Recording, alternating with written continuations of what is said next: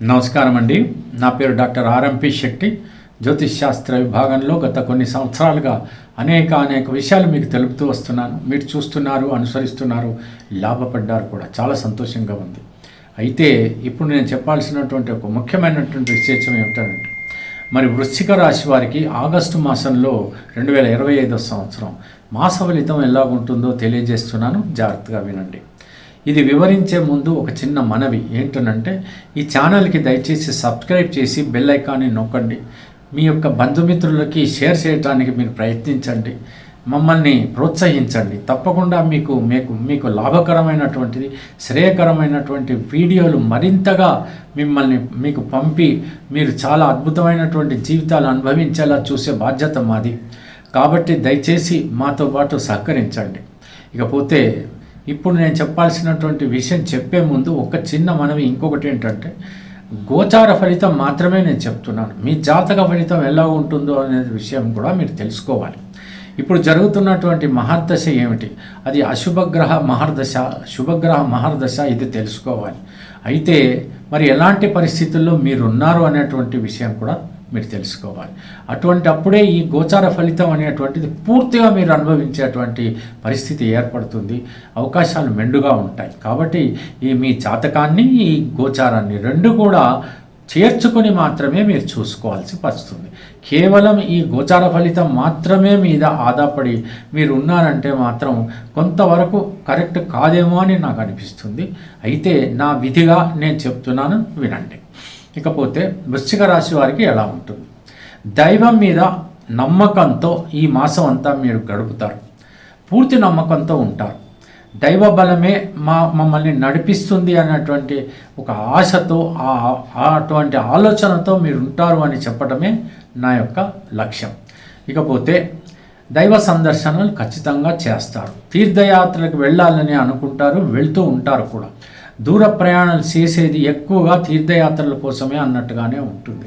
ఇక ఉద్యోగం కోసం ప్రయత్నాలు ఇవన్నీ కూడా సవ్యంగానే సాగుతాయి. అటువంటి విషయంలో ఏ సమస్య ఉండదు.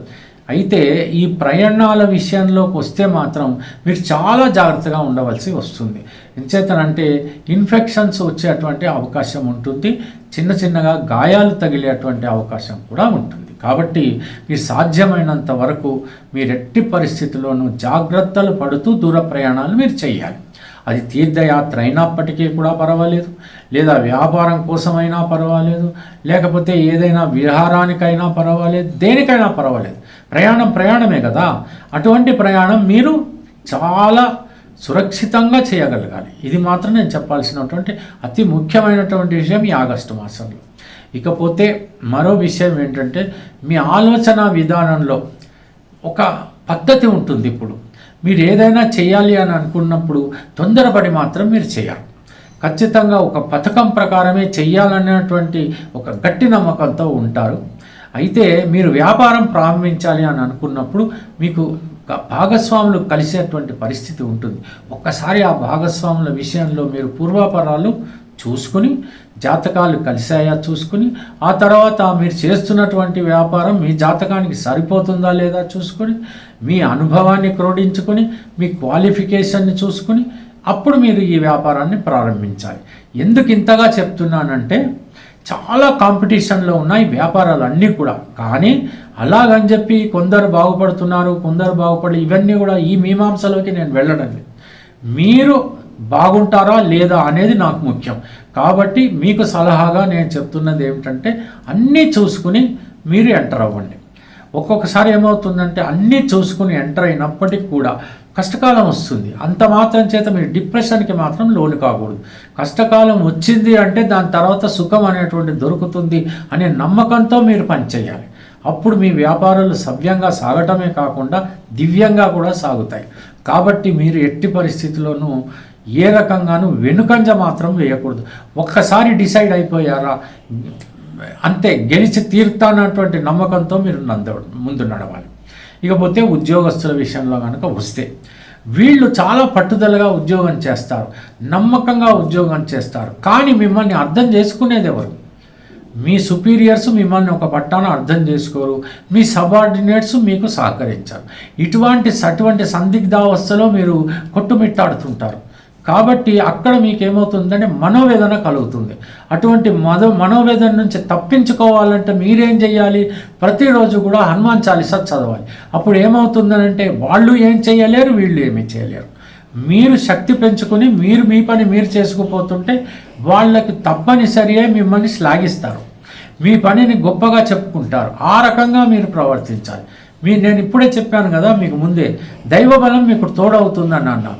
ఖచ్చితంగా హనుమాన్ చాలీసా మీకు దైవబలం అనేది తోడై తీరవలసిందే, అలా జరగవలసిందే. ఆ రకంగా మీరు చెయ్యాలి. అది నేను చెప్పాల్సినటువంటి విషయం. ఒకవేళ మీకు కనుక పగడం కుదిరితే తప్పకుండా పగడాన్ని వెండిలో ఉంగరంగానో లాకెట్గానో ధరించండి. ధైర్యం పెరుగుతుంది, సాహసం పెరుగుతుంది, ఆత్మ స్థైర్యం పెరుగుతుంది. మీరు ముందుకు పరిగెత్తేటువంటి అవకాశాలు మీకు లభిస్తాయి. ఆరోగ్యం కూడా చాలా బాగుంటుంది. ఆ రకంగా ప్రయత్నించండి. ఒకవేళ అదే మీ యొక్క కుజుడు సరి అయినటువంటి పద్ధతుల్లో లేకపోతే ఎవరైనా సరి అయినటువంటి ఆస్ట్రాలజర్కి అంటే జ్యోతిష్ శాస్త్రవేత్తకి చూపించుకుని ఈ పగడం నాకు పడుతుందా లేదా అని ఒకసారి చూపించుకుని ఆ తర్వాత ధరించండి. నేను చెప్పాను కదా అని మీరు ధరించేసి సమస్యల్లోకి మీరు పడద్దు. తెలిసింది కదా. అయితే మరో విషయం, నూతన వస్తువులు కొనేటువంటి అవకాశాలు ఉంటాయి. అది వస్తువులు అనే కంటే కూడా ఏదైనా ప్రాపర్టీ కొనేటువంటి అవకాశాలు కూడా మీకున్నాయి. ఏదైనా ప్రయత్నించండి. ఒక ప్లాటో, ఒక ఫ్లాటో, లేకపోతే ఏదైనా ఒక ఇల్లు, పాత ఇల్లు రిపేర్ చేసుకోవటమో ఏదో ఒకటి చెయ్యాలని ఒక ఆలోచన అనేది పెట్టుకుంటే అది ఆచరణలోకి మారిపోతుంది. ఆ రకంగా మీరు ప్రయత్నించండి.